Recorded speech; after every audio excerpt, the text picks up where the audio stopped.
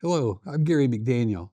I have over 50 years of business experience, and I've served in the United States Air Force and with high technology companies, and I've competed in marathons and triathlons. Today, I'm a professor with a university, author of over 8 books, and an international trainer and consultant with organizations all over the world. And we're going to be talking about something that affects almost everybody, which is burnout. Let's start by thinking about, why do leaders and people burn out? One is we have a wrong notion about what is life balance. Most people think of life balance as this end state where I'm just going to be sitting on the beach with a cocktail in my hand and life is just going to go on and it's going to be perfect. That's not true. Life balance is not an end state. Life is living ups and downs all the time. Leaders burn out because they carry too much responsibility and they don't allow other people to help out. There's also constant decision-making and emotional distress, and that just takes a lot out of us. And finally, many people have a very unclear set of boundaries. They don't know when to say no and give themselves some time to recover. How can you recognize the warning signs that perhaps you're getting close to burnout? Well, first, it's just emotional exhaustion. If you're feeling just worn out and cynical about what you're working on, that's not a good sign. Second, if you have a clear sense of purpose, what your purpose in life is, and you feel disconnected with that, that should tell you something. Next, if you see that your performance is actually going downhill, that's not a good sign. So be paying attention to performance as well. Oftentimes when we're feeling burned out, we start to get irritable and angry and don't have the time to be patient with other people. So think about that too. How are you coming across to other people? And finally, people who burn out frequently have a very hard time saying no to new demands or new requests for the work or their time or their attention. So be noticeable if you're actually having a hard time saying no to some options that are being offered to you. So let me give you a personal example.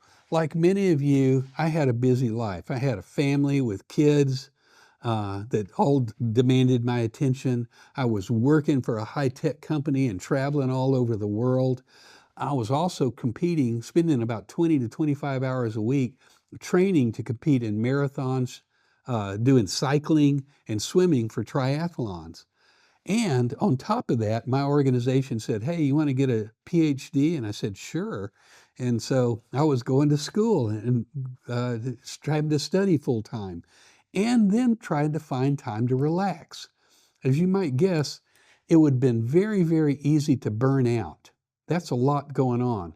But I work with people today in doctoral programs, my students, master's and doctoral programs, and like they're no different than me. They have big jobs, they have lots of responsibilities. And so where they have to take actions to actually balance their lives more effectively. They still have challenges that they have to go through, but they're more effective at balancing out their lives so that they don't burn out. So what are they doing to build boundaries and recovery routines? Well, first, they schedule their time effectively. They know, here's when I have to go to work. This is when I need to spend time with my family. This is when I have to study. This is when I have to take time for some leisure. They protect their weekends and evenings and vacation times, which I think is a very, very important thing to do. As you may know, you go on vacation sometimes and you see people there who are on vacation, but still working 8 hours a day. That's not vacation, that's working. Finally, they create relaxing rituals that start and end their day so that they actually start and finish in a relaxed manner. Next, if you think about your role as a leader, they do one more thing. They are very good about delegating and empowering other people to help them. They share their leadership responsibilities. They know they have a lot to do. They know they have a lot on their plate. So they allow other people to help them out. They build trust and accountability with their team. And that might be family members, it might be friends, and it might be people at work. But they let other people help them and give them advice and counsel.